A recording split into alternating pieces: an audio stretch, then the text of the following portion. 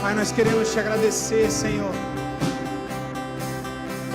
Nós desejamos a sua presença, nós contemplamos a sua face, nós te adoramos na beleza da sua santidade, nós nos deleitamos diante de ti. O Senhor é Yahweh, o Senhor é tudo que precisamos, o Senhor é a nossa paz, o Senhor é a nossa provisão, o Senhor é a razão da nossa vida. Te adoramos, ó Cordeiro Santo de Deus, que tira o pecado do mundo, aquele cujo sangue nos cobriu, nos justificou, nos separou, nos consagrou, para sermos apresentados a Ti como sacrifício vivo, santo e agradável. Nós te agradecemos, Yahweh, nós te agradecemos, amado Jesus. Aleluia. Quantos estão felizes? Então eu quero te encorajar, você que chegou aqui progressivamente, a gente vem chegando nesse ambiente escuro, tudo apagado, ninguém olhou no olho de ninguém. Então, por favor, fique de pé nesse momento, abrace aí o máximo de pessoa, já abraça o máximo de pessoa. Ah, sim. Então faça isso, por favor, irmão.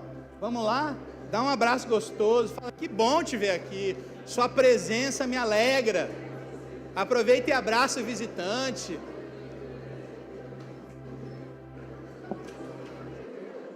Não sei se está borocrochô porque o seu candidato perdeu.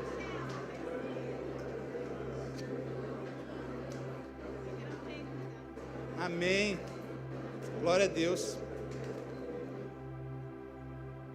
Deixa para olhar o site do TSE só depois do culto. Amém. Glória a Deus. Amém. E bom.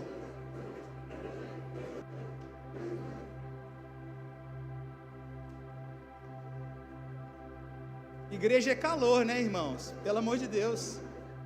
É o lugar onde Deus se manifesta por meio de abraços apertados, por meio de ósculo santo. Como falavam nossos avós, ósculos santos. Beijo e abraço do amigo, do irmão, isso cura. Quantas pessoas eu já vi sendo curada ali, ó, na porta, por um abraço, por um oi, por um trocar de mensagens. Glória a Deus. Bom, hoje eu queria ministrar uma palavra que dá continuidade à temática desse final de semana.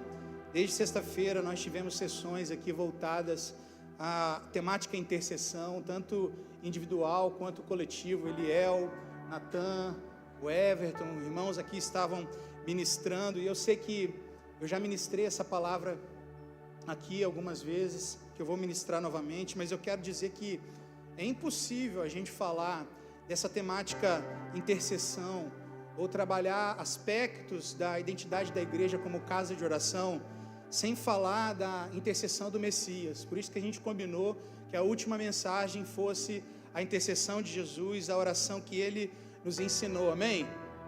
E eu quero partir dessa mensagem, não de Mateus 6, nem de Lucas 9 e 11 nesse momento, mas de Mateus capítulo 21, verso 12. Abra sua Bíblia, eu vou pedir para projetar aqui também, na versão King James, Mateus capítulo 21, verso 12. Essa passagem que a gente vai ler, ela conta a respeito da entrada triunfal de Jesus em Jerusalém. Todos conhecem essa passagem que Cristo, ele entra em Jerusalém, assentado no jumento, ele é aclamado, hosana nas alturas, e quando todos pensavam que Jesus ele iria assumir o governo de Israel, restaurar a Israel o governo, porque Israel estava debaixo do governo romano, de Jesus ele dá aquela desviada, e ele entra no templo, e vocês sabem o que acontece dentro do templo. O templo estava uma bagunça, estavam acontecendo coisas que não condiziam com tudo aquilo que o Senhor havia dito sobre o funcionamento do templo na antiga aliança. Pessoas que tinham sido separadas para ministrar diante do Senhor, fizeram do templo um negócio, fizeram do templo uma casa de mercenários, uma casa de troca, uma casa de venda, uma casa de comércio. Eu quero ler Mateus 21, verso 12 assim: entrando Jesus no templo de Deus, expulsou todos os que vendiam e compravam no templo, e derrubou as mesas dos cambistas e os bancos dos que vendiam pombas, e disse-lhes: está escrito, vamos ler junto, está escrito, a minha casa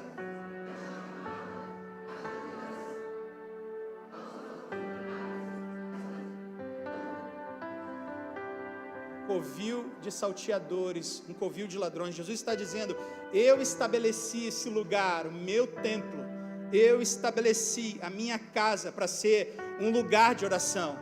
Eu estabeleci a minha casa, e aqui a gente está falando da identidade, uma das principais identidades da igreja como casa de oração. Eu estabeleci o meu templo, o meu corpo, a ser o cumprimento da visão de Jacó. Vocês lembram da escada de Jacó? Jacó viu uma escada que ligava céu e terra. No pé da terra, uma pedra, no topo, o Senhor e anjos subindo e descendo, comunicando as verdades celestiais, comunicando a realidade do reino de Deus. E o Senhor está falando: eu estabeleci a minha casa para ser um lugar de conexão, onde a realidade do céu invade a terra, onde pessoas são transformadas, onde vidas são libertas, onde irmãos doentes são curados, onde a visão de um povo é completamente transformada para que uma nova realidade se estabeleça na terra, assim como no céu. Quantos entendem, amém? Só que essa casa, ela se transforma num comércio. Aquilo que era para ser genuíno é pervertido. Homens que foram chamados para ministrar diante do Senhor e instruir o povo a respeito de sacrifício, de renúncia, estavam vendendo a própria renúncia. Sabe, não era proibido vender animais. Haviam muitos irmãos que chegavam de longe e não tinham condição de transportar um jumento, um cabrito, uma rolinha. Mas o fato é que aqueles irmãos, eles superfaturavam à custa do povo, oferecendo ali uma maneira rápida de exercer o sacrifício. Ou seja, muitos hoje estão desistindo de ter a sua vida com Deus, o seu relacionamento com Deus. Hoje é mais fácil você receber toda a informação a partir de um curso. Hoje é mais fácil você comprar uma marmita já pronta e não desenvolver uma vida de intimidade com o Senhor. E a igreja tem se tornado um lugar de comércio. A igreja tem se tornado um lugar onde a realidade dos céus, ela não se manifesta mais. Um covil de salteadores. E a primeira coisa que Jesus faz é mostrar na prática como seria aquela casa, como casa de oração, se tudo tivesse operando conforme ele havia estabelecido. E ele mostra isso no versículo seguinte, verso 14, e fala assim: e foram ter com ele, e levaram a Jesus no templo, cegos, diga comigo, cegos e aleijados, pessoas oprimidas no seu corpo, oprimidas pelo diabo, e ele os curou. Então veja, uma casa de oração, um lugar de conexão entre céu e terra, é um lugar onde vidas são transformadas, é um lugar onde pessoas são libertas de espíritos malignos, é um lugar onde pessoas que chegam aprisionadas por doenças são curadas, é um lugar onde a visão é estabelecida, é um lugar onde o reino de Deus se manifesta na terra, anjos subindo e descendo, amém? Curando, libertando. Essa é a realidade que Deus estabeleceu para nós, e essa é a vontade de Deus. A vontade de Deus, ela é boa, ela é agradável e ela é perfeita, e Ele quer, com a sua vontade, tocar o seu coração nessa noite, amém? Então, eu quero mostrar para vocês, além desse versículo que a gente leu, do verso 14, por que isso não tem acontecido com tanta ênfase nos dias de hoje. Porque me parece que essa casa de oração, essa igreja que recebeu essa ênfase, hoje ela parece, de maneira geral, ineficaz. Por que ela tem sido pobre nos últimos dias? Pobre de ação. A palavra de Deus diz que a oração do justo, ela tem muito poder, ela pode muito em seus efeitos. Por que essa realidade, ela não parece tão efetiva nos últimos anos? E o próprio texto do Evangelho de Mateus, no capítulo 21, explica. Mas eu quero passar com vocês agora no livro de Lucas, Lucas, capítulo 9, número 9, verso 37. Lucas, Evangelho de Lucas, capítulo 9, verso 37, diz bem assim: no dia seguinte, assim que desceram do monte, uma grande multidão veio ao encontro de Jesus. De repente, um homem surgiu do meio da multidão, clamando em alta voz: Mestre, suplico-te que socorras o meu filho, o meu único filho. Um espírito se apodera dele, e no mesmo instante faz o menino berrar, joga-o ao chão, provoca-lhe convulsões, até espumar pela boca. Jamais o deixa por muito tempo, ou seja, ele sai, depois ele retorna, e por meio de muitos ferimentos, o está destruindo. Eu roguei aos teus discípulos que expulsassem o espírito maligno, mas eles não conseguiram, ou seja, eles não foram eficazes. A palavra aqui no original é eles não dunomai, eles não tiveram poder e capacidade para expulsar os espíritos malignos. Verso 41, então declarou Jesus: ó geração sem fé e perversa, até quando estarei convosco e sofrerei com vossa incredulidade? Trazei-me aqui o seu filho. Eu quero parar por aqui porque a continuidade da história vocês conhecem. Jesus, ele chama o menino, ele cura o menino imediatamente daquelas convulsões, expulsando o espírito maligno, e todos ficam ali pasmos, assustados com o poder e a glória de Deus. Mas eu quero focar nessa última frase aqui que Jesus fala: até quando eu sofrerei com a vossa incredulidade? Isso é muito forte. Ouvir Jesus falando isso: até quando, meus filhos, eu vou sofrer por ver em vocês não sendo aquilo que eu constituí vocês para ser? Até quando eu sofrerei por olhar uma igreja, uma comunidade de discípulos? E aí eu não estou me referindo aqui a essa comunidade, mas falo da comunidade de discípulos no Brasil. Isso é uma mensagem geral e que serve também para nós. Até quando eu vou ver a comunidade de discípulos operando sem poder, aqueles que eu chamei para serem instrumentos de cura, instrumentos de transformação, instrumentos de conexão entre céu e terra, para manifestar as minhas verdades, instrumentos de combate ao império das trevas? Até quando eu vou ver uma igreja ineficaz? E essa ineficácia da igreja, ela produz, a palavra de Deus está dizendo, não sou eu, ela produz sofrimento no coração de Jesus, ela produz ofensa ao coração de Jesus. A ineficácia de um povo chamado para ser casa de oração, chamado para ser uma casa onde a realidade do céu ela se manifesta, mas tem sido uma casa de escândalos no Brasil e no mundo, tem sido uma casa de comércio, e isso tem provocado sofrimento no coração do nosso amado Jesus. E é isso que eu quero trazer de ênfase aqui nessa noite, porque isso precisa nos perturbar, isso precisa tirar o nosso sono. Nós precisamos pedir a Cristo, por meio do Espírito, para comunicar a tristeza segundo o coração de Deus, que vai operar em nós verdadeiro arrependimento, para que sejamos quem nós fomos chamados para ser, e a vocação que nós fomos convidados e ordenados a participar. Nós ofendemos o coração de Deus quando não cumprimos a nossa missão e nos satisfazemos com viver uma vida normal, uma vida ineficaz, uma vida como todos estão levando. Então imagina, nesse caso aqui nós vemos que não só Jesus, não só ele fica envergonhado por ver a ineficácia do seu povo, a ineficácia e a incredulidade daquela geração, mas os próprios discípulos ficam envergonhados aqui. Você ficaria envergonhado, sim ou não, irmão?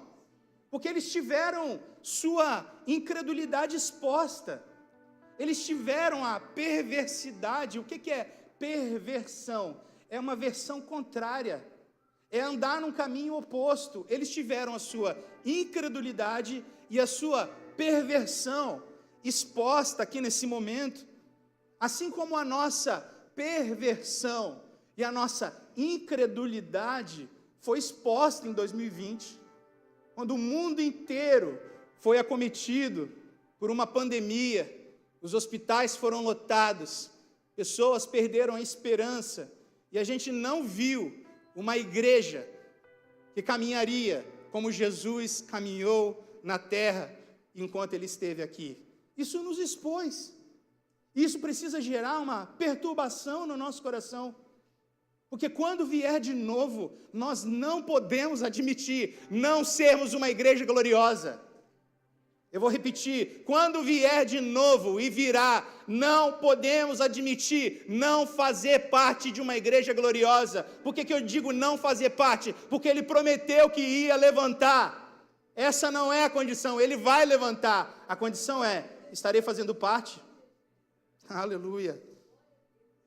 Não podemos correr com medo para as nossas casas, como corremos em 2021.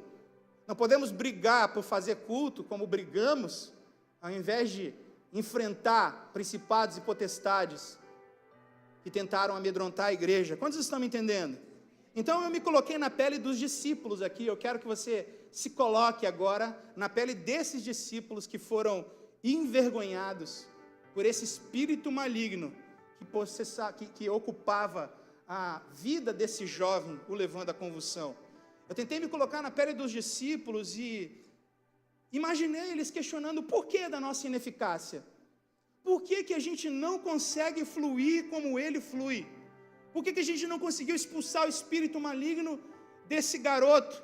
Ora, 1, 2 semanas atrás nós fomos enviados. O Senhor derramou o seu espírito, nós saímos, nós profetizamos, vidas foram curadas, nós saímos de 2 em 2. Mas por que agora não? Por que passa alguns dias e nada mais acontece? Por que a gente ora e as pessoas não são libertas? E por que ele ministra cura, as pessoas são curadas? Por que ele impõe as mãos, os espíritos malignos saem? Eu imagino eles discutindo, arrazoando entre eles, tentando reparar em Jesus, por que a vida de Jesus exalava poder, por que ele emanava graça, por que as pessoas eram libertas quando eram tocadas ou tocavam as vestes dele, mas nada acontecia pelas mãos dos discípulos. E eles começaram a perceber, enquanto discutiam, Jesus se afastando e entrando num lugar de oração. Eles começaram a perceber que cada grande evento, que cada grande maravilha que o Senhor fazia, eles começaram a perceber que antes ele gastava horas na sua madrugada se deleitando na presença do seu amado amigo. Aleluia! Eles começaram a reparar que tinha algo especial que Jesus estava fazendo, mas eles não conseguiam entender como. Mas eles sabiam que talvez aquela tenha sido uma chave que justificasse o porquê que a vida deles era, naquele momento, ineficaz. Então, olha o que acontece em Lucas 11, verso 1. Lucas 11, verso 1, o texto vai explicar. Os discípulos espiando Jesus. Eles estavam ali, enquanto Jesus estava no cantinho, no seu secreto. Lucas 11 fala, certa ocasião, Jesus estava orando em determinado lugar. Olha só, Jesus estava em determinado lugar. Eles estavam na moita ali, espiando Jesus, tentando entender o que está acontecendo com ele, como ele conversa, o que ele fala, como que é o relacionamento dele. Afinal de contas, alguns que estavam ali entre aqueles discípulos eram discípulos de João. Lembra? André estava ali, e eu imagino que ele estava com os discípulos.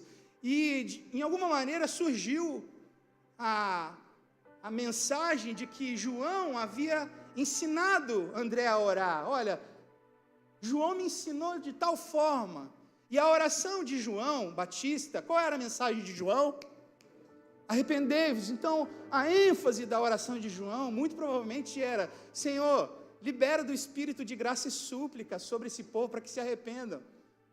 Mas aquela oração, ela não era o bastante, e eles estão vendo ali Jesus orando, e eles ficam muito curiosos.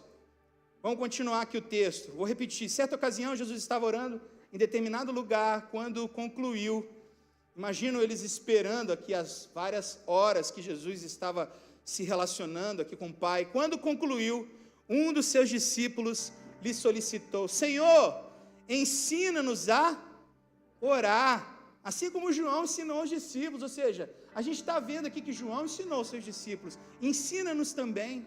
Ou seja, os 12 discípulos, eles começaram a ligar os ponteiros, eles começaram a analisar, comparar a sua vida com a vida de Jesus, e perceberam que a razão, o motivo da eficácia do ministério de Jesus estava em sua vida de oração. E eles começaram a reparar cada detalhe, o que Jesus estava falando, o que acontecia, por que sempre antes dos eventos de cura, de sinais e maravilhas, Jesus estava gastando tempo com o seu Pai.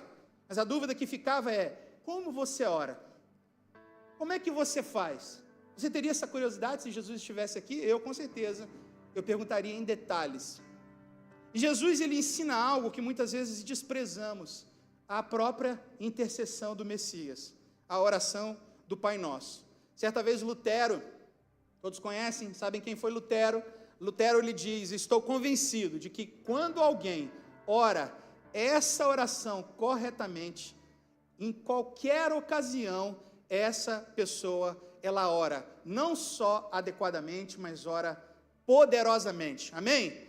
Eu queria que você levasse em consideração, porque é triste demais saber como a igreja, em geral, a igreja evangélica, ela tem se distanciado e abandonado essa oração. E hoje nós vemos basicamente 3 grupos de pessoas. O primeiro grupo de pessoa é aquela pessoa que olha para essa oração e a absorveu como reza, como não vou usar a palavra reza, porque é similar à oração, vou colocar a palavra repetição. Diga comigo, repetição. E a própria Bíblia, ela fala que vã repetição não tem sentido nenhum, amém? O segundo grupo é o grupo que está no extremo oposto. Tem aquele grupo que ora essa oração apenas como vã repetição, sem entender, sem buscar mergulhar. E tem um outro grupo que fala, não, essa oração, e aí sim, muitas vezes fala até com desprezo, isso é reza, eu vou orar do meu jeito, porque a minha oração, ela é melhor. E muitas vezes a gente acha que ora melhor que Jesus. E tem o terceiro grupo, que é o grupo que a gente está buscando aqui, crescer em profundidade, que é o grupo que está buscando entender cada palavra, o porquê Jesus disse cada frase, o grupo que entende que não é mera repetição, o grupo que entende que não é mera oração, mera reza, mas é uma chave que Jesus estabeleceu, para que ele fosse cheio da realidade do Espírito, para que a realidade do reino de Deus tocasse a terra. Amém? Quantos estão comigo? Então ela contém uma chave no ministério de Jesus, que eu queria que você levasse em consideração.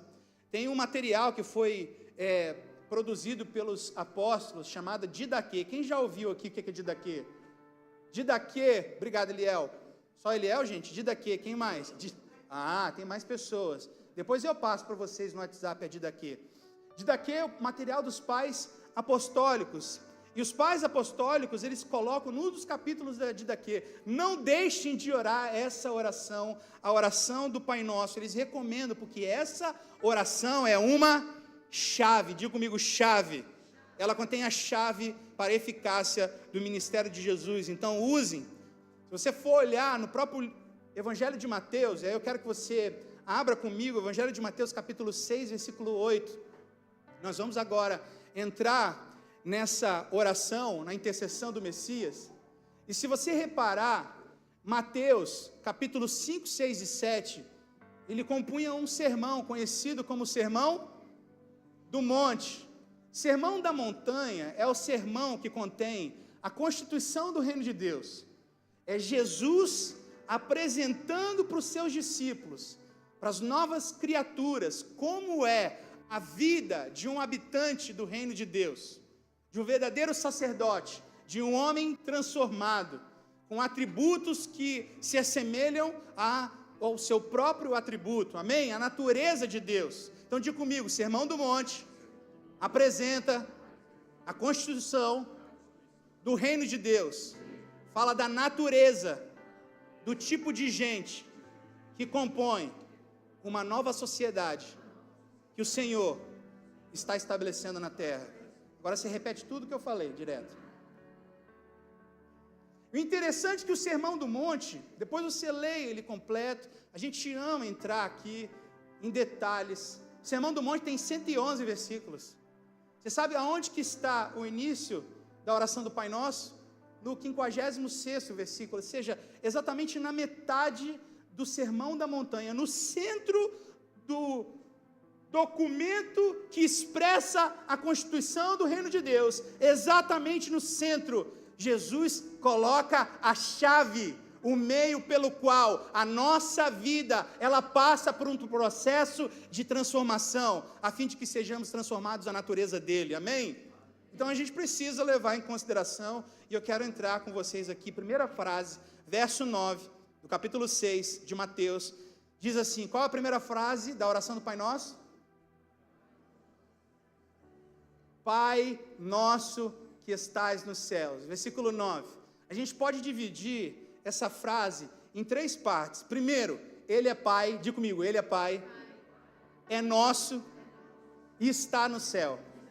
Vamos lá, mais uma vez, acorda. Ele é Pai, é nosso e está no céu. Então a primeira característica dessa chave de intercessão é que Deus, Ele é Pai, amém?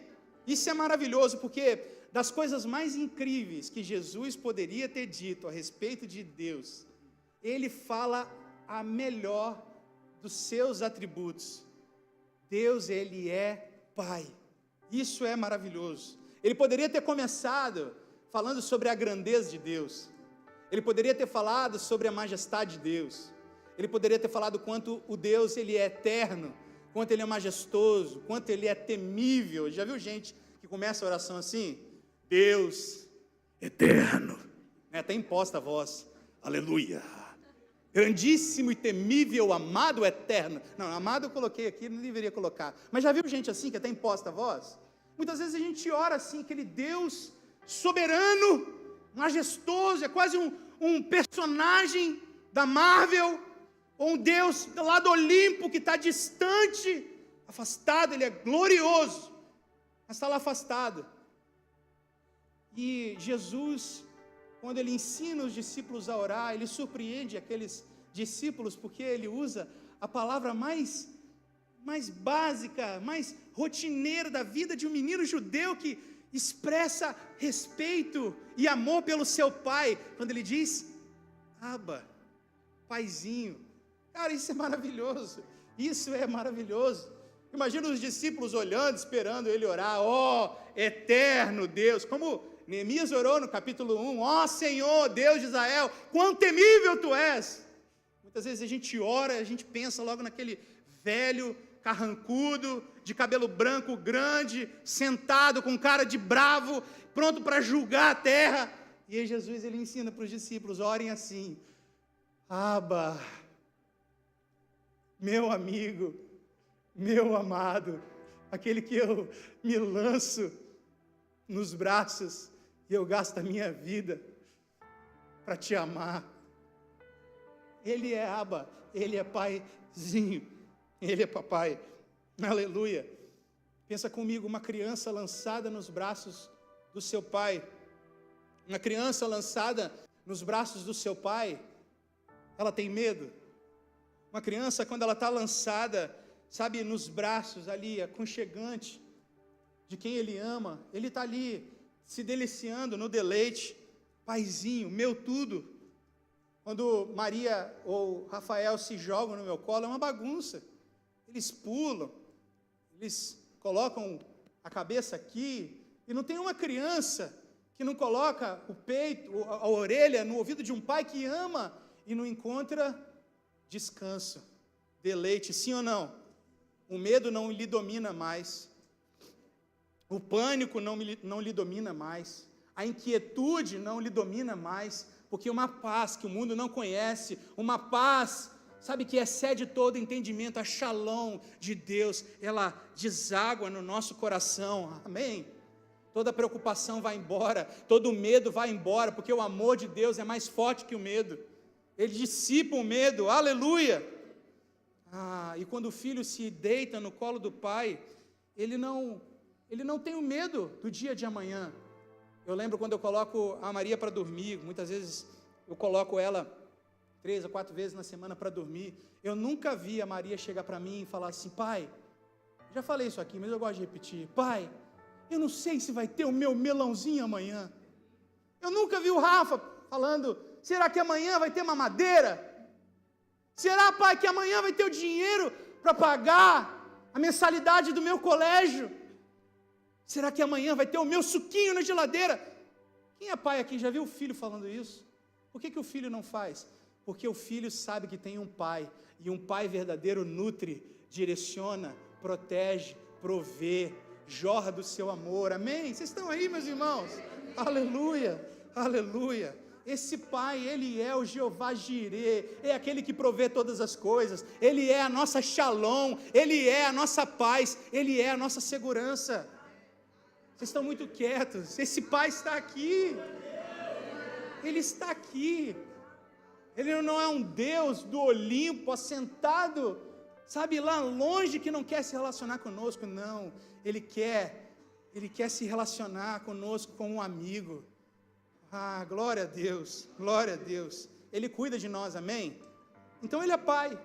A segunda coisa que vem aqui, que eu percebo, e eu já falei com vocês, primeiro, Ele é Pai, diz comigo, Ele é Pai. Mas Ele é Pai nosso. Sabe o que Jesus estava dizendo para os discípulos? Ele estava dizendo, o meu Pai é o seu Pai. Diga aí, o meu Pai é o seu Pai. Eu sei que você não gosta de fazer isso, mas fala, meu Pai é teu Pai. Sabe o que ele está falando, João? Sabe que Jesus, olha aqui, como se fosse Jesus aqui. Jesus está falando, o meu Pai, Ele tem o mesmo carinho que Ele tem por mim, Ele tem por você.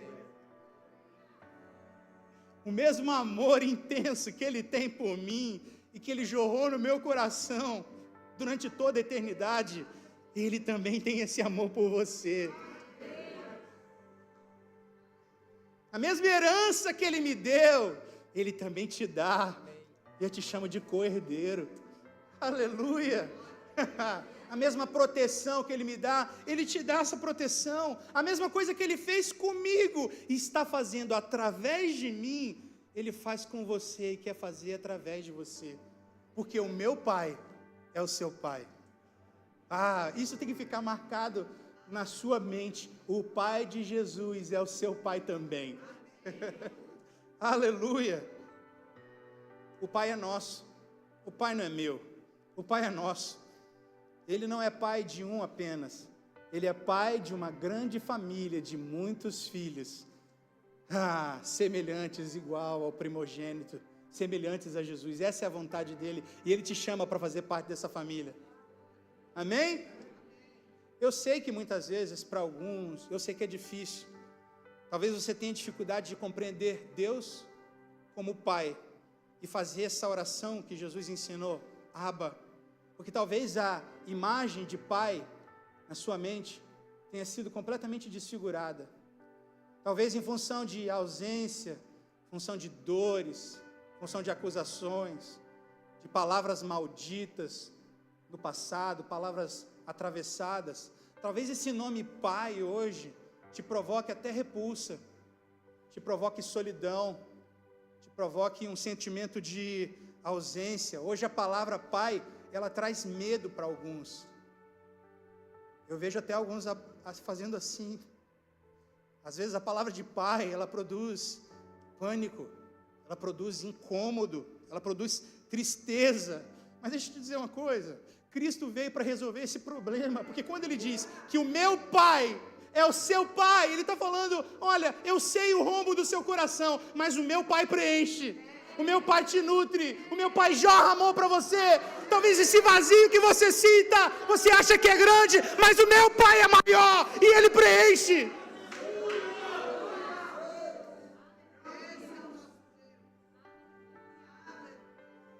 Esse Pai que deu seu Filho por tanto amor a nós, Ele faz esse amor jorrar dentro de nós. Ele faz esse amor transbordar.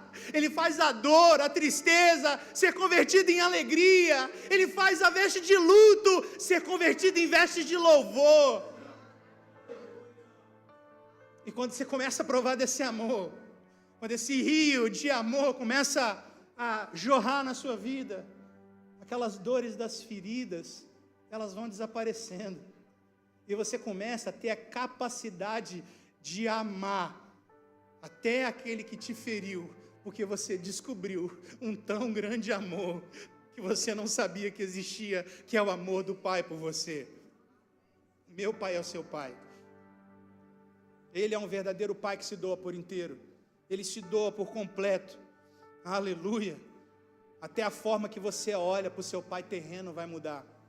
Até as lembranças que você tem, as lembranças ruins, elas podem ser completamente transformadas. E eu oro nessa noite que todo sentimento de dor e orfandade seja convertido em deleite, sabe, em shalom, nada quebrado, nada faltando, nada fora do lugar. Aleluia. Que todo esse sentimento de solidão sabe, seja preenchido pela presença de Deus, porque Ele disse: olha, ainda que você sinta só, eis que estou convosco todos os dias, até a consumação dos séculos. Você não está sozinho. Aleluia. Ele é um verdadeiro Pai. Ele não te frustra. Não. Às vezes Ele até frustra certos pedidos seus que são imaturos, mas é para você crescer. Ele disciplina o filho que ama. Amém? Mas não é para te ferir, nem para te quebrar. É para te transformar numa nova criatura. Num vaso de glória, viu, Michel? Dói, né? Às vezes passar pela prensa, pelo vaso dói. Mas todos os profetas de Deus, eles passaram por duras prensas. Passaram por altas temperaturas, altas pressões e por tempos prolongados. Mas é aí que um vaso de honra surge para glorificar o nome de Deus. Glória a Deus, aleluia, aleluia. Eu estou falando sobre paternidade agora, e eu tenho me lembrado muito sobre o nosso clamor por avivamento. Nós aqui somos uma igreja que acredita nisso. Por mais que muitas pessoas tenham perdido a esperança, a palavra de Deus fala em Joel 2:28, que Ele vai derramar o seu Espírito sobre toda a carne. Nós temos muitas palavras sobre isso. Deus vai liberar o seu rio de vida sobre a nação brasileira, amém? Sobre as nações antes do seu retorno. Oséias fala sobre isso, que a sua vinda é certa, e antes da sua vinda Ele vem como chuva serôdia, que rega a terra, um poderoso avivamento. E eu começo a me lembrar, sabe, do avivamento que aconteceu em Toronto, em 94. A gente precisa entender a relação entre espírito de orfandade e avivamento. Malaquias capítulo 4, verso 5, fala que antes de Deus restaurar a terra, antes da terra ser sarada, Ele curar a ferida da terra, tem que acontecer uma coisa. Qual coisa? Pais se voltando aos seus filhos e filhos voltando aos seus pais. Ou seja, avivamento, ele é precedido por restauração de relacionamentos. Amém? Entre pais e filhos. Para um avivamento ser derramado, espírito de orfandade tem que ser tratado. Muitas vezes se constitui como um muro de bronze, um teto de bronze que impede o fluir de Deus. E eu falo isso olhando as experiências que o mundo recebeu de avivamento. Em 94 a gente tem na história um avivamento chamado Avivamento de Toronto. Quantos já ouviram falar? No Canadá. O avivamento de Toronto, ou a bênção de Toronto, aconteceu numa das igrejas Vineyard. Muito interessante que o pessoal só lembra do estopim do avivamento, mas 2 anos antes do avivamento, do derramar do Espírito acontecer em Toronto, as famílias, pais, maridos com suas esposas, pais e seus filhos, fizeram um compromisso de orar todos os dias, ajoelhados. Relacionamento convergente entre 2 gerações. E um certo dia, Rick Joyner foi ministrar numa das igrejas Vineyard, tinha 120 pessoas, 120 pessoas, e o Espírito cai naquele lugar, vidas são transformadas, batismos e mais batismos, confissão de pecado. Naquela semana, a igreja tinha filas quilométricas para entrar nos cultos, eram 3, 4 cultos durante o dia. Amanhã era o mover de Deus na cidade de Toronto, que depois avançou para os Estados Unidos, em Pensacola. E muitos conhecem esse avivamento no Canadá, em Toronto, como a bênção do Pai. Por que teve esse nome? Porque uma das ênfases naquele avivamento, todo avivamento tem uma ênfase. Um é santidade, o outro você vai ver a restauração da missão.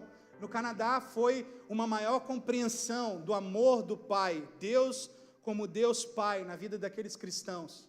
E eu comecei a estudar um pouquinho essa história e tentar entender por que caiu no Canadá. Por que não foi direto nos Estados Unidos? Por que não foi na Europa? Por que não foi aqui no Brasil? Por que foi lá? E eu comecei a perceber uma correlação. Não sei se você sabe, o Canadá era uma colônia inglesa. Por muitos anos, o Canadá viveu como colônia dos seus pais, da sua pátria Inglaterra.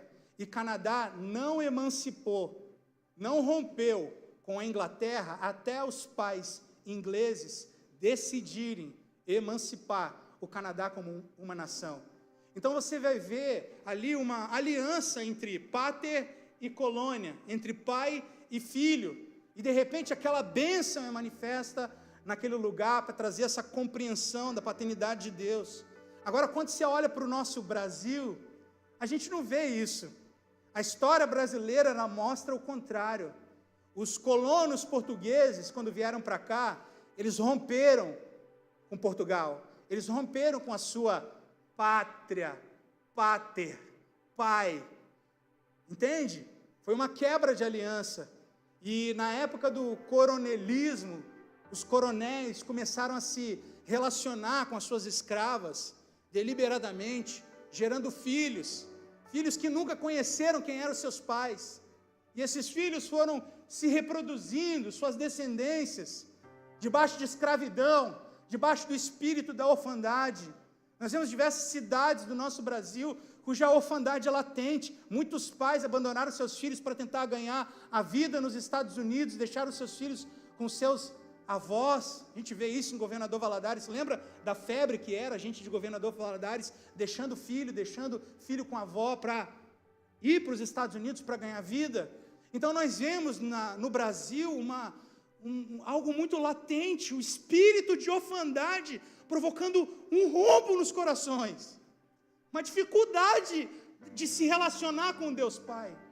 Quando você olha a realidade das festas, a festa que tem maior engajamento no comércio, qual é a festa? Qual é o evento? É o Dia das Mães. Eu falei do Dia das Mães aqui, mas interessante, né? Estava lendo Isaías 49, que fala assim: pode uma mãe abandonar o seu filho que a amamenta? Pode uma mãe não ter compaixão com o filho que está no seu ventre? Isaías ele vai e usa a referência da mãe. Por quê? Porque Deus sabe que iria ter um ataque grande à figura da paternidade. E qual é a tendência? A tendência é a gente transferir todo o amor para quem a gente recebe amor, para a nossa mãe, sim ou não? Dia das Mães, dia mais comemorado. Se você chega numa prisão hoje, entrevista os prisioneiros, 20% tem o nome dos pais ou conhece o pai, mas conhecem a mãe, porque amor de mãe não tem igual. E aí Isaías ele coloca assim: pode uma mãe, ou seja, a figura mais improvável de abandonar os filhos, a figura que é a representação de amor, pode uma mãe desprezar a criança que amamenta? Pode uma mãe não ter compaixão com o filho? É difícil, sim ou não? Hoje tem, mas é difícil, sim ou não? É mais provável que a mãe ame do que o pai, no contexto que a gente está vivendo, ainda que tenham muitos casos de exceção. Mas o profeta Isaías fala: pode uma mãe, ainda que seja difícil, e ainda que a mãe a abandone, eu todavia jamais te abandonarei, porque eu sou um pai verdadeiro.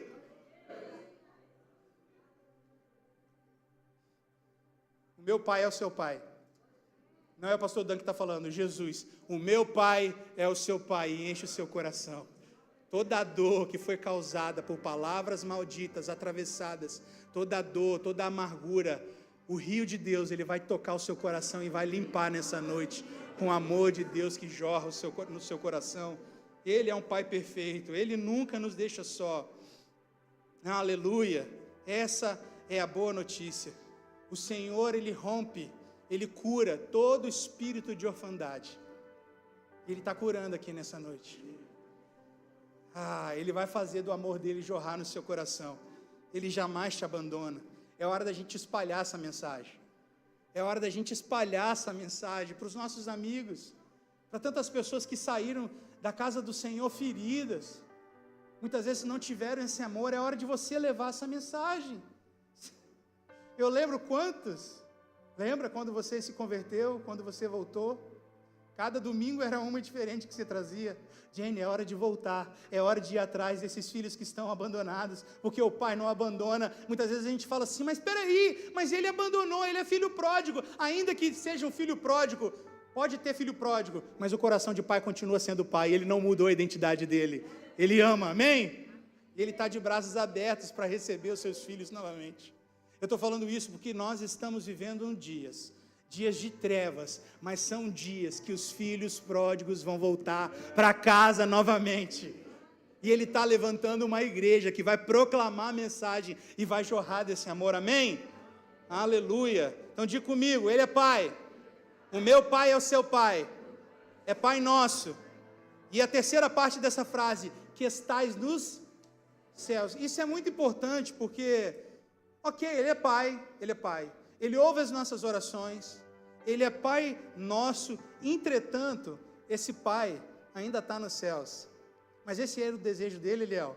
Não. O desejo de Deus como Pai era caminhar todos os dias na viração do dia com seus filhos.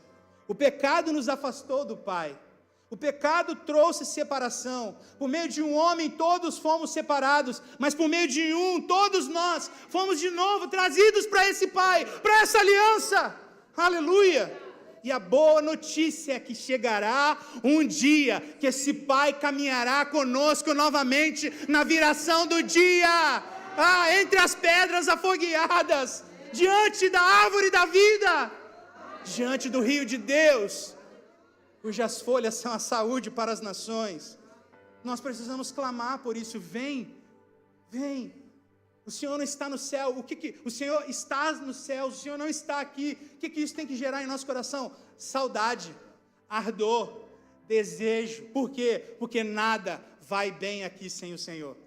Nada vai bem aqui sem Ele. A vontade do Pai não é estar em outro local, nem em outra dimensão. A vontade do Pai é estar aqui. Vai chegar o dia que Ele vai estar aqui, literalmente, fisicamente conosco. Apocalipse 21, 7 diz, aquele que vencer herdará todas essas coisas, eu serei o seu Deus, vocês serão os meus filhos. Apocalipse 22, 4 diz, e eles contemplarão a tua face. Que deleite, contemplar a face do Deus vivo, que anseio. Por isso que essa oração, meus irmãos, ela não pode ser uma oração de mera repetição, ela é cura para os nossos corações. Ela é cura para a nossa orfandade, ela é cura para a nossa solidão, ela é cura para a nossa dor, ela é cura para qualquer ausência. O Pai vai habitar conosco novamente. E eu vou correr no jardim com Ele. Eu vou encostar a minha cabeça no peito dEle. Eu vou ouvir as batidas do coração do nosso Senhor. E você também foi chamado para isso, amém? Segunda frase que nós podemos ver aqui, Pai nosso que estás nos céus, santificado seja o seu nome. Isso é muito especial, porque eu lembro do dia 16 de fevereiro de 2023, na quinta-feira à noite, quando eu estava aqui, eu estava para terminar o turno de oração. Já era 9h15, 9h30, e eu comecei a orar, na intenção de orar e finalizar a oração. Lembra, Natan? E a gente começou, Pai nosso que estás nos céus. Pai, como o Senhor é um Pai amado, como o Senhor transmite as suas afeições para o nosso coração. Eu entrei no santificado seja o seu nome. Santificado seja o seu nome. Na hora o Espírito falou assim, não termina. Santificado seja o seu nome. Aí o Denis pega o violãozinho e a gente fica 10 meses aqui, dia e noite, se deleitando na presença do Senhor. Eu quero falar um pouco desse trecho, santificado seja o seu nome. Primeiro porque nós fomos chamados a testemunhar do nome de Deus. Nós cantamos sobre o nome de Deus aqui, amém? Nós fomos chamados para testemunhar que Ele é santo. Diga comigo, Ele é santo. Ele é incomum. O Senhor é distinto entre os demais. A nossa vida, irmãos, ela precisa ser uma resposta à santidade de Deus. A nossa vida precisa responder àquilo que a gente está contemplando. Ele é santo. Ele é santo, Ele é glorioso. Vocês não estão diante do pastor Dan, vocês estão diante do Deus do universo. Ele está aqui entre nós. Ele está aqui. A gente explorou o nome de Deus, a realidade do nome dele na escola Exousia. E a gente sempre relembra de um episódio que aconteceu num dos evangelismos do ano passado, quando o Felipe estava evangelizando com um grupo de evangelistas, e um dos homens endemoniados, ele vem e o demônio fala pela boca desse homem e fala assim, não tirem o nome do Senhor do túmulo. Vocês lembram disso? Não tirem o nome do Senhor do túmulo. Não tirem o nome, deixem o nome do Senhor no túmulo. Por que o endemoniado estava falando isso? Porque estava vendo um povo, uns discípulos, que estavam transmitindo a realidade do nome de Jesus. Qual é o nome de Jesus? Jeová Rafá, Jesus curando por meio da igreja, Jesus trazendo shalom por meio da igreja, Jesus trazendo justiça por meio da igreja, Jesus trazendo paz, pastoreio por meio da igreja. Essa realidade ela precisa continuar, o nome do Senhor precisa ser revelado na terra, o nome do Senhor precisa ser revelado lá no seu trabalho, lá na sua faculdade, lá na sua rua, lá no seu condomínio. Vamos lá, alguém? Vocês estão aonde? O Senhor é Yahweh. O Senhor é digno de toda a fama, de toda a glória, de toda a palavra que flui da nossa boca exaltando o nome dEle. Ele é digno. Ele é digno. Aleluia. Santo é o nome dEle. Santo é o nome dEle.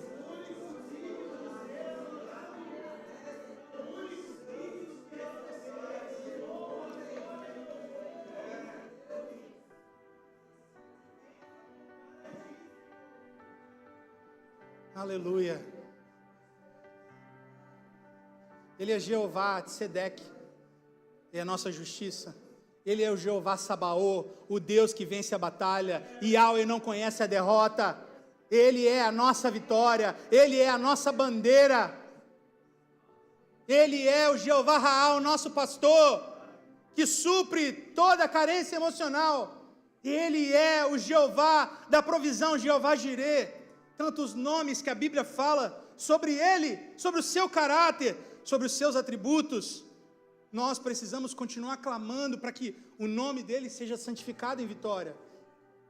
Agora escute, querido, nós podemos proclamar a beleza de Deus, nós podemos proclamar a santidade de Deus, como nós estamos fazendo aqui, nós podemos proferir palavras de afetos e que revelam os atributos do Senhor, mas o único que pode santificar o seu nome numa geração é o próprio Senhor.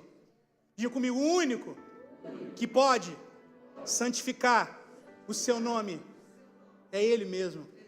É por isso que esse trecho aqui não é um trecho de adoração, santo é o seu nome. Esse trecho aqui não é o trecho de uma música, santificado seja o seu nome.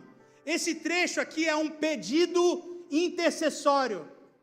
É um sacerdote que ele está intercedendo ao Pai para que o nome de Cristo seja santificado na terra. Senhor, santificado seja o seu nome. É um clamor, amém? É um clamor que não pode estar apartado da boca da igreja. É um clamor que precisa estar todos os dias na nossa vida, no nosso coração. A gente pode ver essa verdade refletida em Êxodo capítulo 3, abre comigo Êxodo capítulo 3, 13 e 14, aleluia. Deus, ele chega para Moisés, ele faz um pedido, uma ordem para Moisés, ele fala assim, Moisés, eu tenho contemplado a opressão do meu povo que está no Egito, tenho escutado o clamor do meu povo, o meu povo clama dia e noite e o clamor chegou até a mim, por isso eu decidi livrá-los do Egito. Quantos conhecem essa história? Eu decidi livrar Israel do Egito. Porém, faça uma coisa, eu quero que você se coloque diante de Faraó. E você vai ordenar a Faraó para que liberte o povo, meu povo do Egito. E Moisés, ele, tá bom, eu vou cumprir essa ordem, mas quando eu chegar lá diante de Faraó, e ele me perguntar, quem é que me enviou? Que nome eu dou? O que eu falo? Vamos ler, Êxodo 3, 13 e 14. E se eles me perguntarem qual é o nome dele, que lhes direi?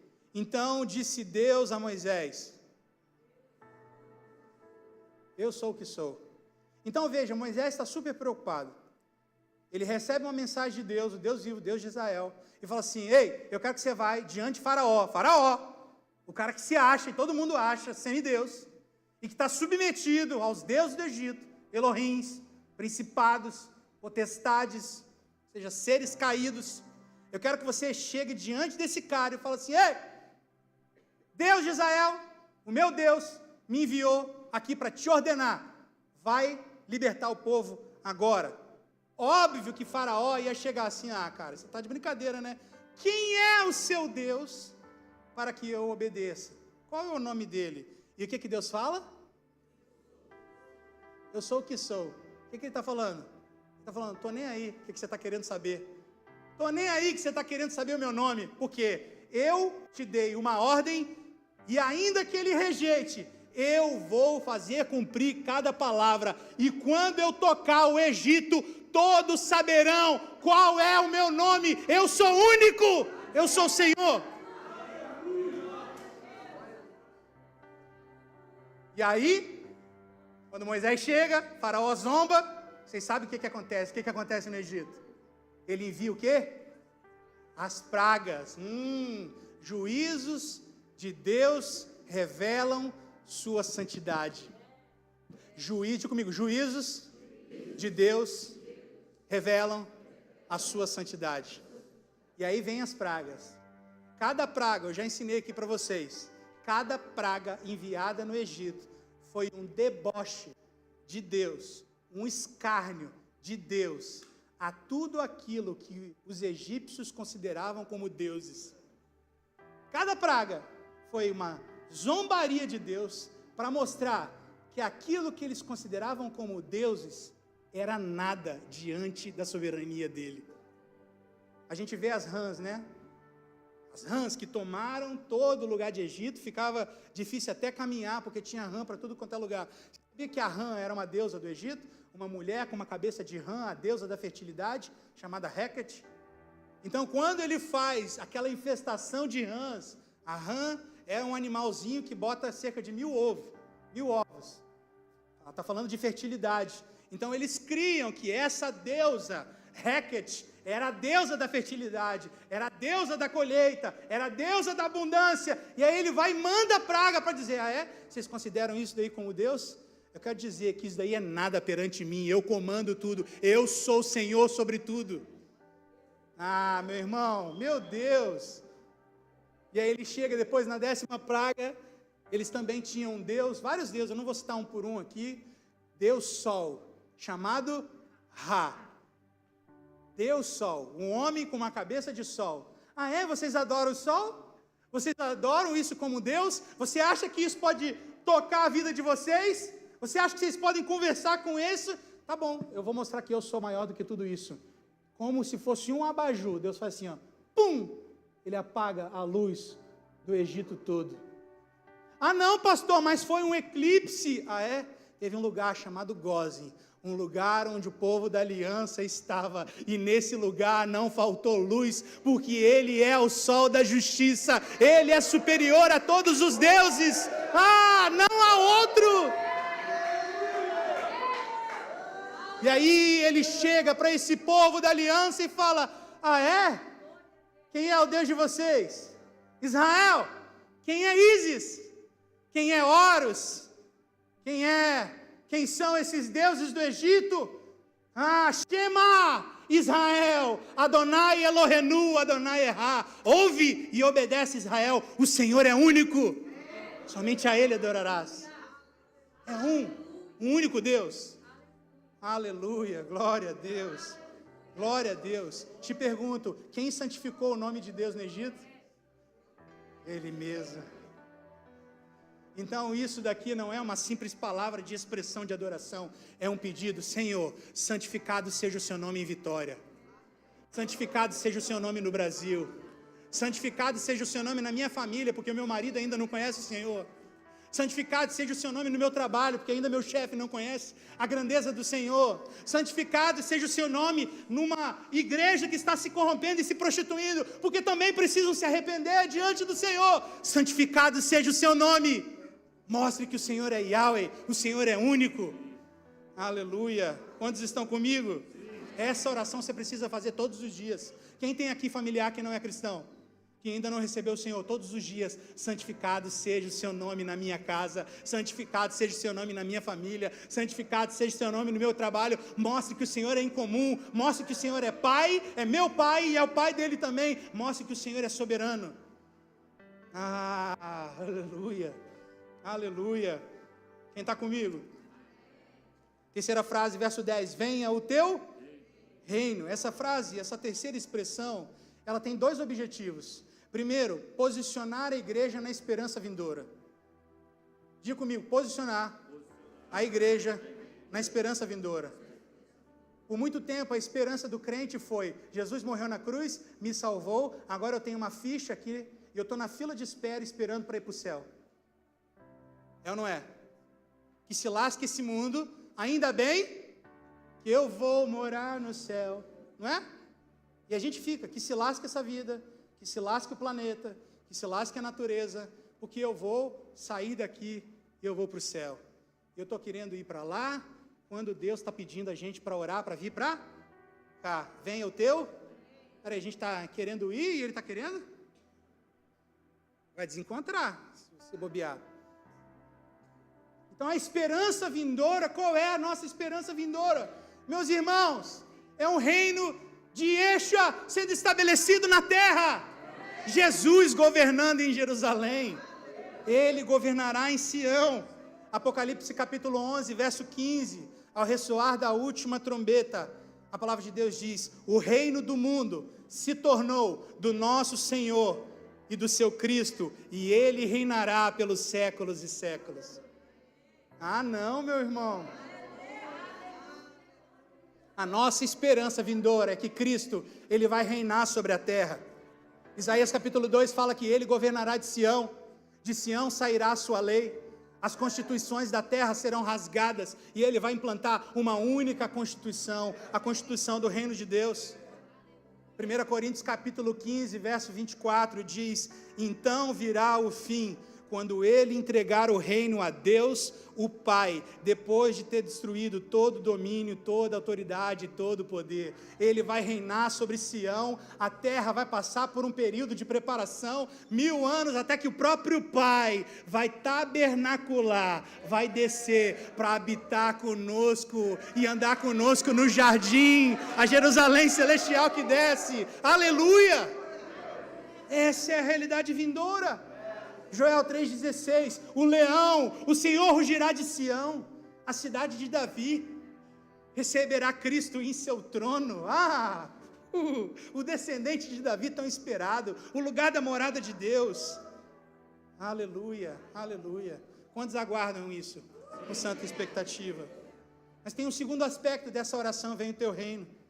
É que apesar dessa realidade futura a ser estabelecida de maneira plena, o reino de Deus também é uma realidade já presente dentro de nós. Ah não, aí eu não vi. Gente, essa realidade já está presente aonde? Dentro de nós. Romanos, Paulo vai falar em Romanos 14, que o reino de Deus, ele é paz, justiça, paz. Justiça,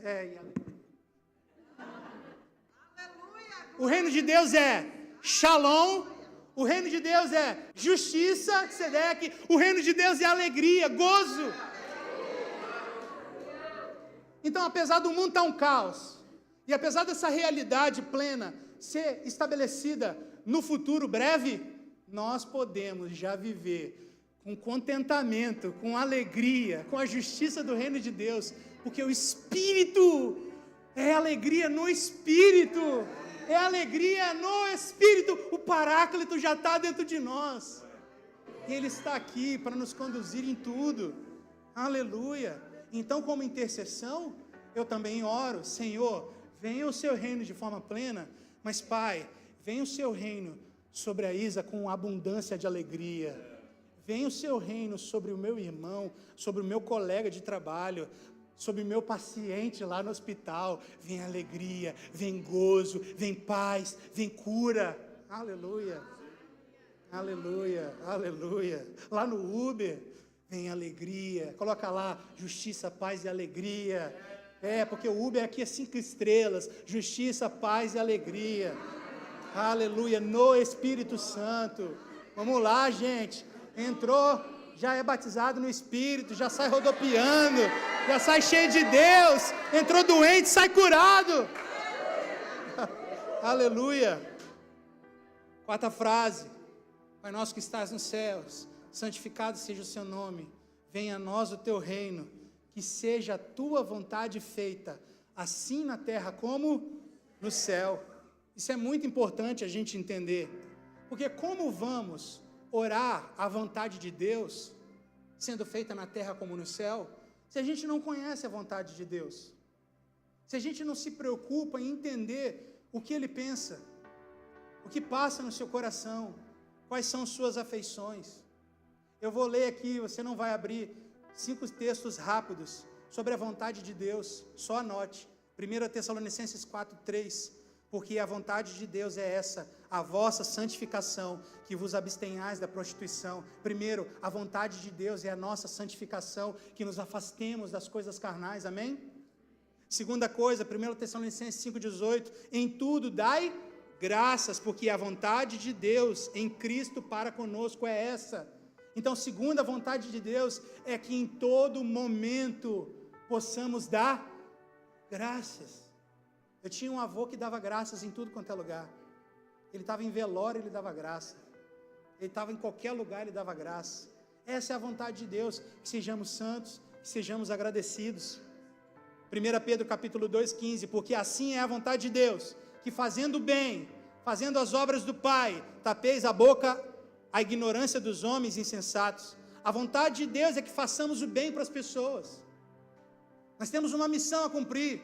Isaías 61, o Senhor foi ungido e Ele nos ungiu também para evangelizar os pobres, curar os quebrantados de coração, pôr em liberdade os cativos, dar vista aos cegos e apregoar o ano aceitável do Senhor. Fazer o bem para as pessoas, proclamar o evangelho da graça para as pessoas. A vontade de Deus, Romanos capítulo 12:2, diz, e não vos conformeis com este mundo, mas transformai-vos pela renovação da vossa mente, para que experimenteis a boa, agradável, perfeita vontade de Deus. Irmão, a vontade de Deus ela é boa, agradável e perfeita. Ah, mas Deus quer que eu fique doente. Não, a vontade de Deus é curar. A vontade de Deus é que eu fique só nessa prova, nesse deserto. Não, a vontade de Deus é te libertar, é te ensinar a passar pela prova e ser transformado e dar glória a Deus, amém? A vontade de Deus é essa. João capítulo 14:13 fala o seguinte, prestem atenção. E assim seja o que for que vós pedirdes em meu, isso eu farei, a fim de que o Pai seja glorificado no Filho. Por que muito pedimos e não recebemos em boa parte das vezes? Quem fala isso? Tiago, o Assírio aqui falando. Por quê? Porque pedimos mal. Tiago capítulo 4, verso 3 diz, pedistes e não recebestes, porque pedistes mal. Pedistes para o vosso próprio deleite, para os vossos próprios prazeres. Então, essa oração aqui, ela está nos ensinando a sermos abstraídos das nossas próprias vontades, abstraídos dos nossos próprios deleites. O texto está falando, olha, tudo que você pedir, mas pedir em meu nome. O que é pedir em meu nome? É pedir o que Cristo pediria ao Pai. Será que as nossas orações nós pedimos o que Cristo pediria ao Pai? Porque na maioria das vezes nós estamos recheados apenas dos nossos pedidos, sonhos, projetos, desejos, os nossos planos, sim ou não? E essa oração, essa estrutura de oração está nos ensinando a sermos abstraídos das nossas vontades, dos nossos planos, dos nossos sonhos, para vivermos a vontade do Senhor, para comermos a bebida do Senhor. Tem uma passagem em João capítulo 4 que Jesus está indo para Samaria e eles estão passando um dia de viagem longa, e eles estão com fome, eles estão cansados, eles precisam comer, tanto os discípulos quanto Jesus. Os discípulos vão buscar comida, Jesus vai, Jesus fica com quem? Com a samaritana. Por quê? Porque tinha um propósito ali, porque Deus queria tocar o coração daquela samaritana, mas os discípulos, eles deixam de participar de um evento onde a realidade dos céus vai tocar a terra, porque eles estão preocupados ali com a sua própria vontade. Mas era absurdo, Cláudia, aquela vontade era a vontade mais básica do ser humano. Se você olha a pirâmide de Maslow, lá na base da pirâmide é comer, é dormir, necessidades básicas.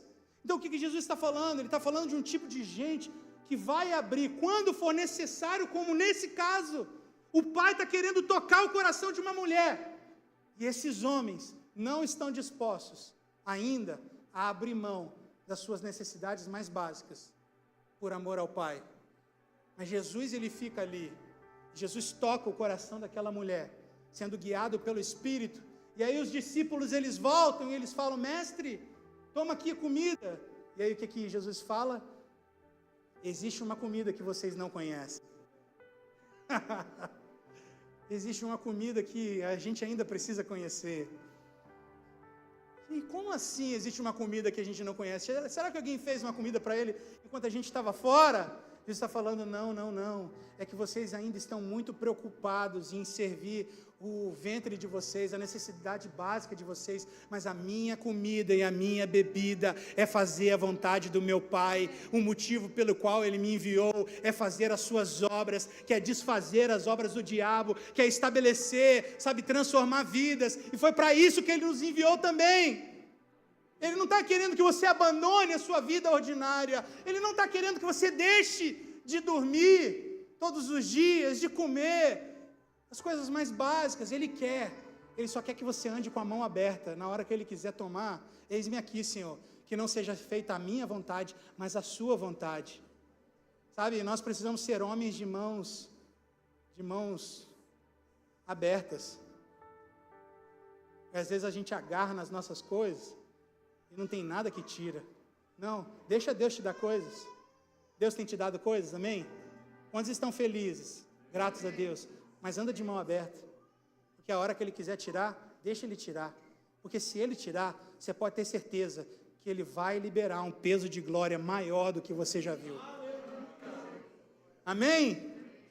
Quinta frase: o pão nosso de cada dia nos dai. Diga comigo: o pão nosso de cada dia nos dai hoje. Eu acho muito interessante o texto aqui, porque ele não fala o pão meu, ele fala o pão. É interessante, você já reparou? O pai é, o pão é, a dívida é, o pecado é. Então na oração não tem eu, a oração só tem nós. Na realidade do reino dos céus, é tudo nós. O Pai nosso, diga comigo: Pai nosso, o pão é nosso, a cruz é minha. A cruz não tenta dividir com o seu irmão, não, a cruz é minha. A dívida é nossa, o perdão é perdoa-nos. É tudo no coletivo, amém? Mais uma vez, o Senhor nos ensinando a gente ser abstraído do nosso egoísmo, das nossas vaidades. Até a parábola que é seguinte a esse texto, fala de um amigo que ele bate na porta de um outro amigo rico, pedindo pão, por causa de um outro amigo que está necessitado. Ele está falando: a oração de vocês, ela não é canalizada em vocês. A intercessão do Messias, ela é sempre pensando em alimentar alguém que está precisando de pão, de vida, de cura, de restauração, de afago, de afeto, amém? Glória a Deus, porque o Pai, Ele é nosso, e é o pão nosso de cada...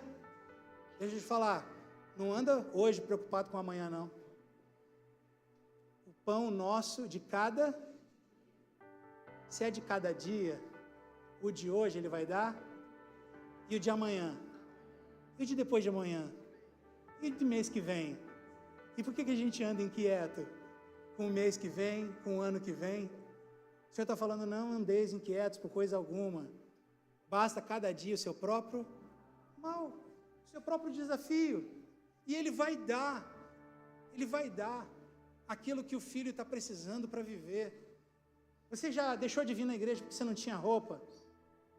Porque você não tinha alimento? Ele vai dar, pode até faltar na sua conta, mas alguém vai bater na sua porta para prover aquilo que você está precisando. Amém? Vocês estão aí? Eu lembro de uma história que eu sempre conto, que é de um homem chamado George Miller. George Miller foi um homem muito rico. Você tem ideia do tamanho desse cara no reino dos céus? Esse cara influenciou Billy Graham. Foi um dos grandes influenciadores de Billy Graham. Ele abre mão da sua fortuna para abrir orfanatos. Milhares de crianças passaram pelo seu orfanato. Esse homem era conhecido por ter lido a Bíblia 200 vezes de joelho. 200 vezes. Certo dia, num dos orfanatos, faltou comida, faltou alimento. E as funcionárias ficaram desesperadas, as assistentes ficaram desesperadas, de cabelo em pé, porque o que elas iriam falar para aquelas crianças que iriam chorar, iriam acordar e não teria comida, não teria pão, não teria leite, não teria nada. E elas chegam para o senhor Miller e falam: senhor Miller, você precisa ligar para os seus amigos, você precisa ligar para os políticos que você conhece. E ele chega para aquelas mulheres e fala assim: eu nunca precisei ligar para homem nenhum, porque eu conheço o Deus de aliança. E ele entra no seu quarto, no lugar onde ele lia a Bíblia de joelho, e ele faz uma oração de 3 segundos, que era: Pai dos órfãos, falta pão, em nome de Jesus, amém. Ele sabia que o Senhor, Salmo 68, era o Pai dos órfãos. E quando ele acaba de orar, bate na porta, toca a campainha, um cara com uma carroça gigante, cheia de pão quentinho. Esse homem tinha ido para o palácio da Inglaterra e tinha chegado lá, e a rainha tinha dito que os pães estavam muito amassados e tinham passado do ponto. E ele chega: olha, ela disse isso, você quer o pão? E aí ele falou assim: não é o pão que estava amassado, é o Senhor que ouviu minha oração e teve misericórdia de nós. Ele envia sustento, amém? Glória a Deus. Se você tem estado com seu coração turbado nesses dias, saiba que você tem um Deus de aliança. Ele é um Deus de aliança, Ele provê na aliança, Ele é Pai, aleluia. Já estou fechando, penúltima frase, verso 12: perdoai as nossas dívidas, como nós perdoamos os nossos devedores. Esse ponto é crucial, irmãos, olha para cá. Tem gente que fala assim: mas eu não preciso pedir perdão pelos meus pecados, porque Cristo já morreu na cruz, já resolveu tudo, e eu não preciso ficar pedindo perdão. Esse texto aqui mostra o contrário, porque se essa oração que Jesus nos ensina, Ele fala para orarmos e pedirmos o pão diário, e na mesma oração que tem o pão diário, tem também o pedido das dívidas, significa que a gente tem que pedir perdão todos os dias. Você fica sem pecar algum dia, meu irmão? Se alguém diz que não tem pecado, engana a si mesmo e não a verdade em nós. A palavra de Deus diz, sim ou não? Todos os dias precisamos sanear o nosso coração. A gente quer pecar no varejo e confessar no atacado. Não, tem que confessar. Vai do maior para o menor. Se tem uma coisa que afasta filho do pai, não são as diferenças. Eu sou diferente do meu pai, ele tem cabelo e eu não. Mas a minha diferença dele não me afasta dele. O que afasta um filho de pai não é a diferença do filho para o pai. O que afasta o filho de pai é a desobediência, a rebeldia. Quantos estão me entendendo? Então, quando eu entro no lugar de oração e eu entendo que eu sou filho, e sendo filho, os meus pecados podem me afastar do meu pai, a primeira coisa que eu preciso fazer é sanear meu coração. 1 João, capítulo 1, verso 9, fala: se confessarmos os nossos pecados ao Senhor, Ele é fiel e justo para perdoar os nossos pecados e nos purificar de toda a injustiça. Então ele está falando para recebermos o perdão. Ok, Cristo morreu na cruz do Calvário. Colossenses fala que ele cravou todo escrito de dívida que era contra nós, foi rasgado na cruz do Calvário.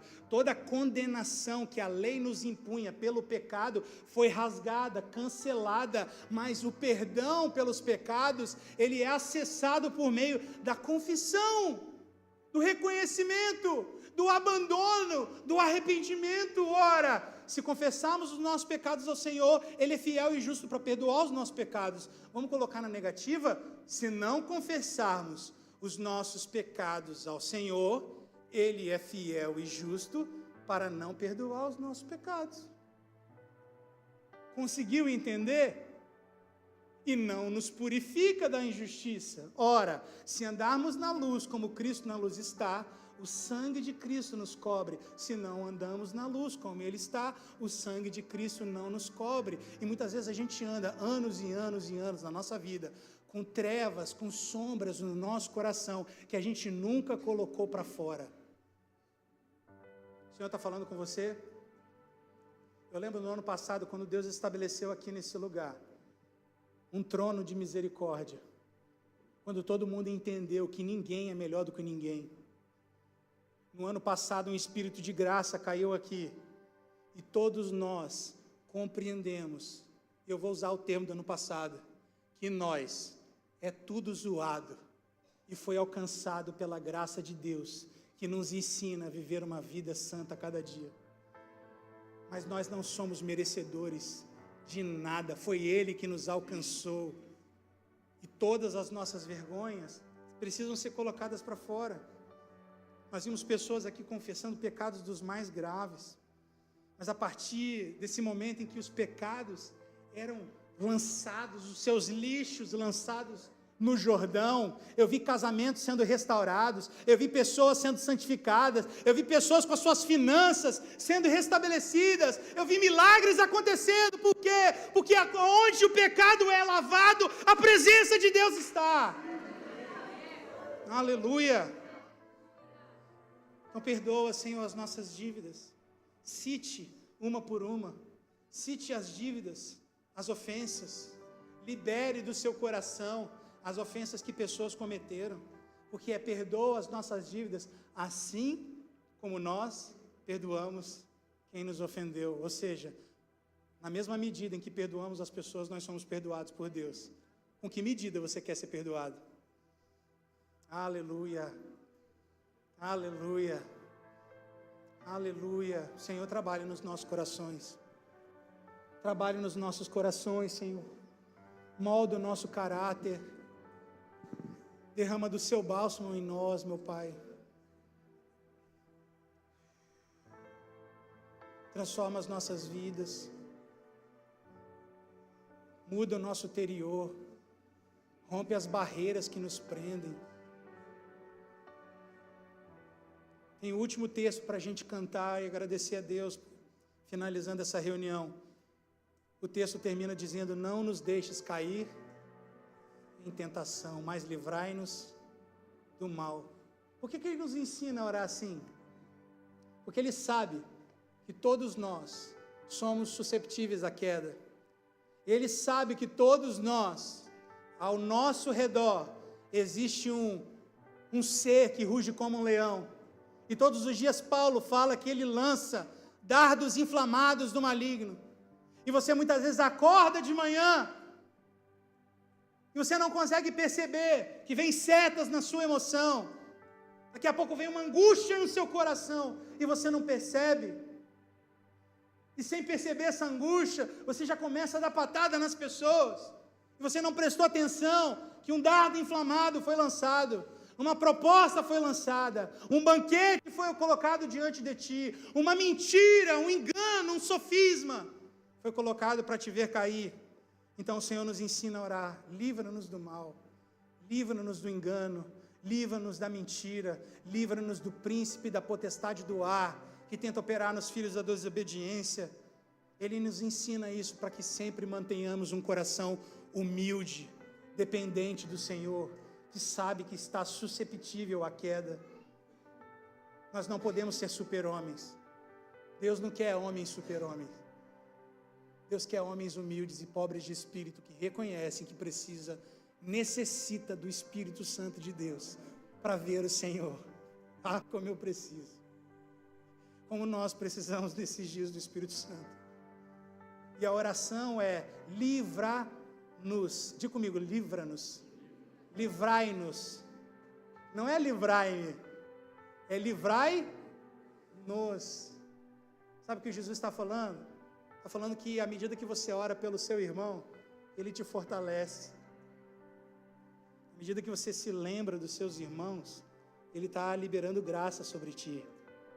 Por isso Paulo, em Efésios capítulo 3, fala: eu, em favor de vós, me coloco diante de Deus, que recebe o nome de toda a família que há no céu e na terra.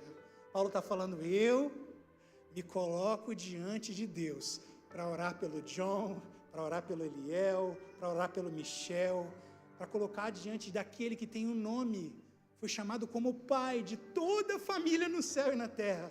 E à medida que eu oro, Ele enche de graça o John, Ele enche de graça o Michel, Ele enche de graça a Lara, Ele enche de graça os pacientes da Isa, Ele enche de graça, meu amigo, Ele vai fortalecendo, Ele enche uma igreja, porque Ele ama, Ele nos ama, Ele é amor. O encorajamento do Senhor nesses dias é a gente deixar de pensar só na gente mesmo. Começar a pensar em todo o corpo, em tudo aquilo que glorifica o nome dEle na terra. Amém? Ele tem um nome que é sobre todo nome. Vamos ficar de pé e adorar Ele mais um pouquinho?